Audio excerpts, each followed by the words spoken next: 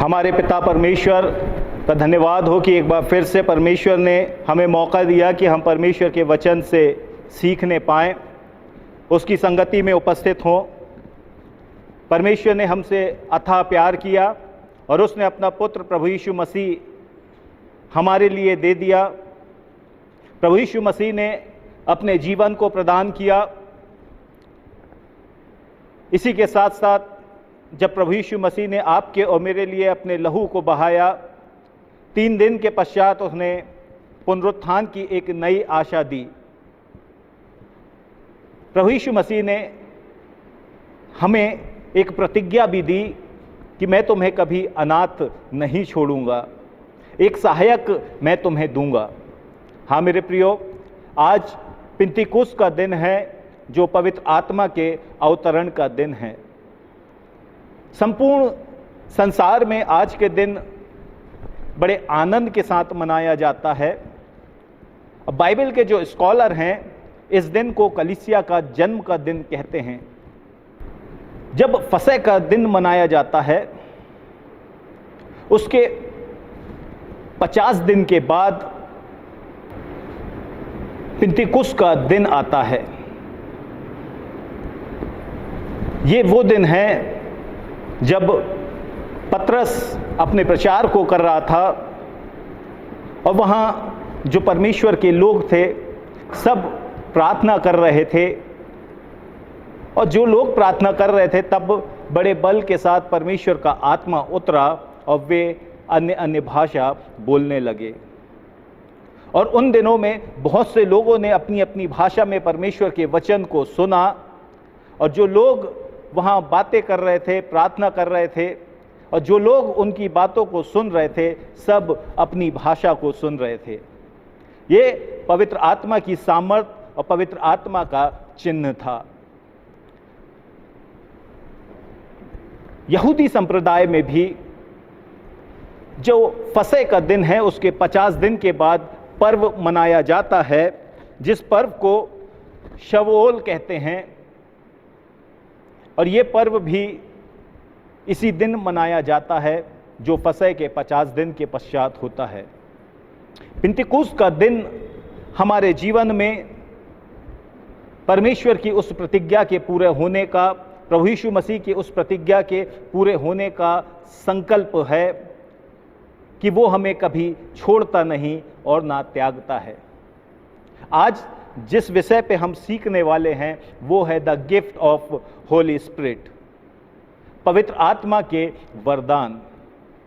जब हम पवित्र आत्मा की बात करते हैं तो अक्सर हमारा ध्यान अन्य अन्य भाषाओं में जाता है, लेकिन प्रियो, हम सिर्फ अन्य अन्य भाषाओं पे या सिर्फ चंगाई या सिर्फ भविष्यवाणियों पे पवित्र आत्मा के वरदान को मापने का प्रयास करें तो ये बहुत ही गलत है, क्योंकि बाइबल स्पष्ट रूप से बताती है कि पवित्र आत्मा के बहुत से वरदान हैं जो हमें 1 कुरिन्थियों के 12वें अध्याय में, रोमियो उसके 12वें अध्याय में हमें मिलता है।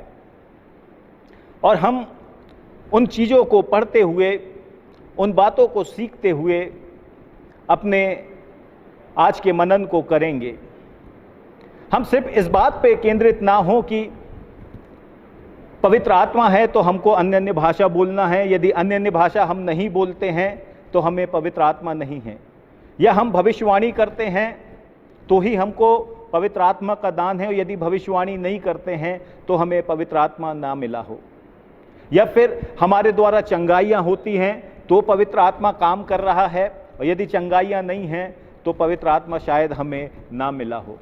ये पवित्र आत्मा के चिन्ह हैं, लेकिन हमें पवित्र आत्मा के उन वरदानों से अपने आप को भरने की आवश्यकता है। 1 कुरिन्थियों उसका 14वां अध्याय और उसकी आप 2 पद, 17 पद और 21 पद को पढ़ेंगे तो वहाँ अन्य अन्य भाषा के विषय में बताया गया है। और वहाँ स्पष्ट रूप से पौलुस कुरिन्थियों की कलीसिया को कहता है कि जब हम अन्य अन्य भाषा में बातें करते हैं तो हम सिर्फ स्वयं की उन्नति करते हैं, लेकिन भला ये है कि हम अपने साथ दूसरों की उन्नति करें। और इसके लिए अवश्य है कि हम सिर्फ एक वरदान पे केंद्रित ना हो, हम अन्य वरदानों पे भी ध्यान करें जो पवित्र आत्मा ने आपके और मेरे जीवन के लिए प्रभु यीशु मसीह की प्रतिज्ञा के अनुसार हमें प्रदान किया है। और इसी पहला कुरिन्थियों के 12वें अध्याय में हम उन वरदानों की एक सूची को देखते हैं। उसमें बताया गया है बुद्धि और ज्ञान की बातें हैं, उसमें विश्वास पवित्र आत्मा का वरदान है, चंगाई पवित्र आत्मा का वरदान है, सामर्थ्य के काम पवित्र आत्मा का वरदान है, भविष्यवाणियां पवित्र आत्मा का वरदान है, आत्मा की परख पवित्र आत्मा का वरदान है और अन्य अन्य भाषाएं आत्मा का वरदान है। ये इस सूची में सबसे अंत में आता है, क्योंकि अंत में जो अन्य अन्य भाषा है वो स्वयं के जीवन को उन्नत करने के लिए, आत्मिक बनाने के लिए आवश्यक है। हम आत्मा के वरदानों में किसी की तुलना ऊपर या नीचे नहीं कर सकते हैं, क्योंकि ये सब कुछ परमेश्वर का वरदान है जो आपके और मेरे लिए है और हमें उसे पाने का यत्न करना है, उसकी तुलना नहीं करना है। प्रियो, हम पवित्र आत्मा में प्रज्वल हों, उन्नत हों, उत्साही हों और अपने कामों को परमेश्वर की आत्मा की अगुवाई में कर सकें और परमेश्वर अपनी उपस्थिति को हमारे बीच में दर्ज कर सके, और इसलिए हमें वो सहायक मिला है। उस प्यारे पवित्र आत्मा के लिए हमारे हृदय में आदर होना चाहिए, हमारा हृदय शुद्ध होना चाहिए और हमारा मन तैयार होना चाहिए। हम थोड़ी सी बातें जो रोमियो की किताब, उसका रोमियो की पत्री उसके 12वां अध्याय और उसकी 6 पद से आगे हम पढ़ते हैं, तो वहाँ पे पवित्र आत्मा के कुछ वरदानों की बात की गई है। और इसमें बात की गई है कि लिखा हुआ है, जबकि उस अनुग्रह के अनुसार जो हमें दिया गया है, हमें भिन्न भिन्न वरदान मिले हैं, तो जिसको भविष्यवाणी का दान मिला है वह विश्वास के परिणाम के अनुसार भविष्यवाणी करे। यदि भविष्यवाणी मिली है तो आपको और मुझे विश्वास के परिणाम के अनुसार अपने विश्वास, दूसरों के विश्वास का आदर करते हुए भविष्यवाणी करना है। ऐसा नहीं है कि हमारी भविष्यवाणी में दूसरे लोग ठोकर को प्राप्त करें, ये जो कुछ हमारे मन में आता है वह बोल दें कि परमेश्वर की आत्मा ने हमें यह बताया है, हम दूसरों के ठोकर का कारण ना बने। इसलिए पवित्र आत्मा के वरदान के लिए हमें सचेत होना है। भविष्यवाणी का दान मिला है तो भविष्यवाणी करें, लेकिन विश्वास के परिणाम के अनुसार। फिर लिखा हुआ है, यदि सेवा करने का दान मिला है तो सेवा में लगा रहे। आप और मैं नाना प्रकार की कितनी सेवाएं करते हैं। जो दायित्व परमेश्वर ने हमें दिया है, उन सेवाओं में यदि हम परमेश्वर की कामों को जान के काम करते हैं, परमेश्वर की सेवा को जान के काम करते हैं, आप किसी अधिकारी के लिए नहीं, आप किसी बड़े व्यक्ति के लिए नहीं, आप केवल धन को अर्जन करने के लिए नहीं, लेकिन परमेश्वर के दायित्व को समझ के अपनी सेवाओं को देते हैं, परमेश्वर के पवित्र आत्मा के वरदान में वो भी समाहित है।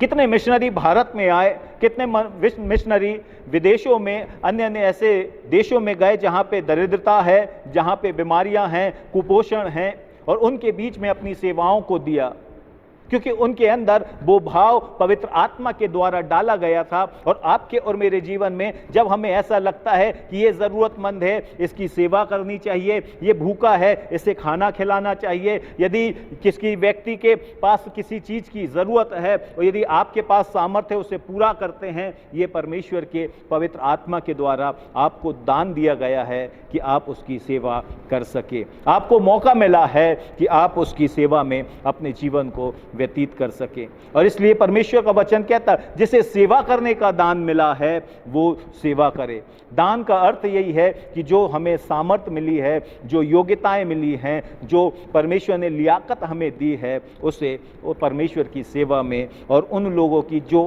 परमेश्वर ने दायित्व दिया है उसमें उसे लगा सके। फिर लिखा हुआ है, सिखाने वाला सिखाने में लगा रहे।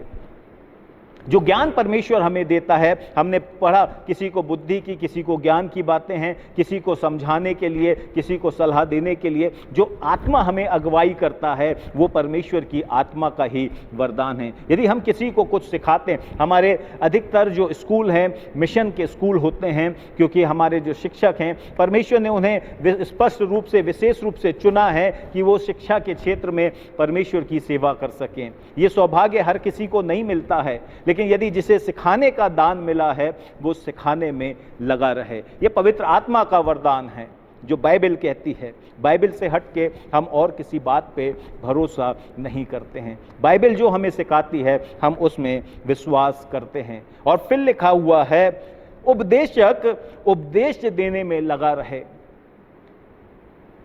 पौलुस कहता बहुत तेरे उपदेशक ना बने, लेकिन बाइबल इस बात कहती है लेकिन आत्मा यदि आपके साथ है, पवित्र आत्मा की अगुवाई जो आपको उपदेश देती है, जो वचन से आपको भरती है, तो आप उस वचन को दूसरों तक पहुंचाने में लगे रहें।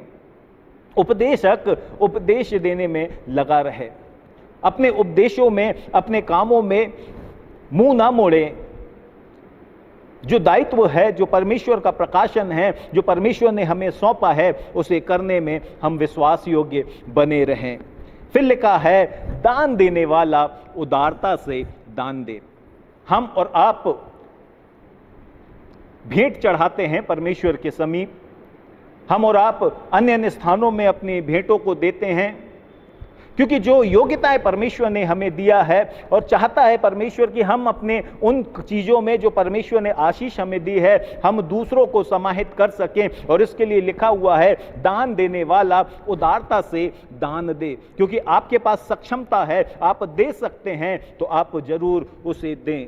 क्योंकि किसी ने बड़ी अच्छी बात कही है कि परमेश्वर ने हमें इस योग्य बनाया है कि हम दे सकते हैं, देने वाले होते हैं।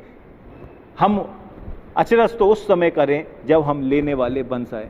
तो परमेश्वर ने हमें दान देने की लियाकत दी है, ये भी पवित्र आत्मा के वरदान में समाहित है। और फिर लिखा हुआ है जो अगुवाई करता है वो अगुवाई करे, उत्साह से अगुवाई करे, और जो दया करे वो आनंद से दया करे।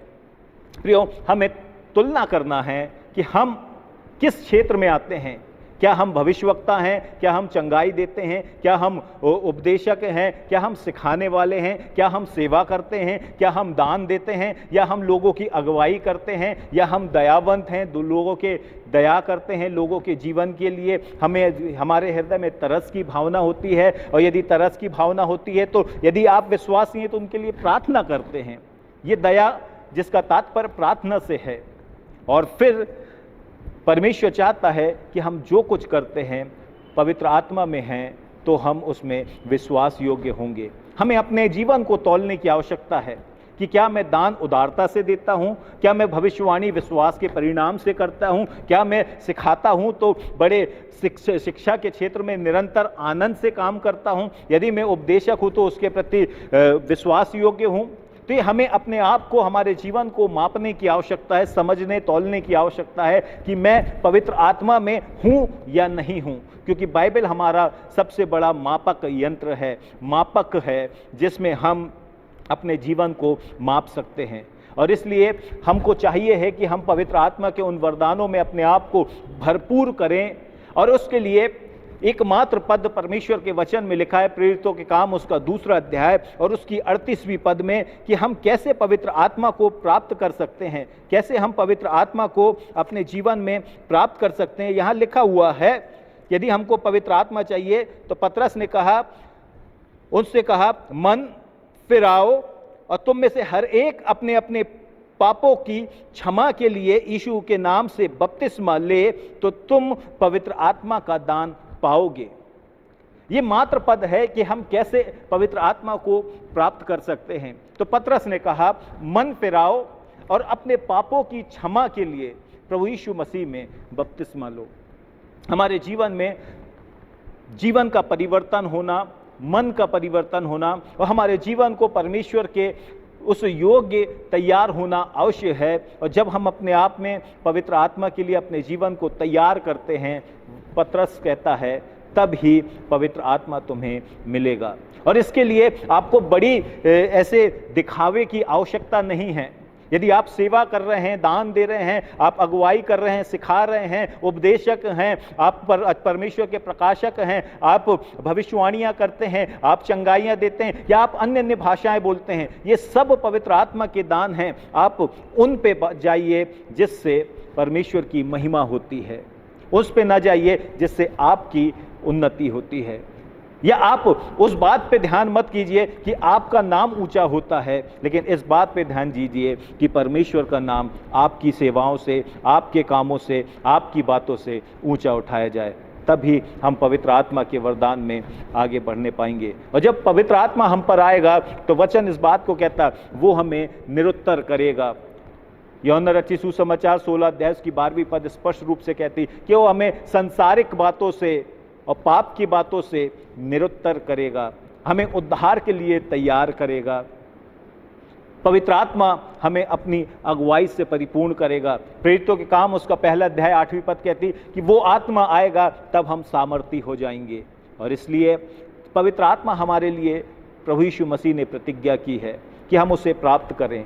हमें तैयार होने की आवश्यकता है। आज के पेंतिकुस्त के दिन हम उस पवित्र आत्मा के लिए अपने जीवन को तैयार करें और परमेश्वर की महिमा करें, क्योंकि उसने हमें अकेला नहीं छोड़ा है, हमारे लिए वो सहायक दिया है। हम उस सहायक को अपने जीवन में, अपने परिवार में, अपने घरों में आमंत्रित करें और दुनिया की तमाम परिस्थितियों में उसके सामर्थ्य में उन्नति को और सफलता को प्राप्त करें। परमेश्वर हम सबको बहुतायत से आशीष प्रदान करे। परमेश्वर का धन्यवाद।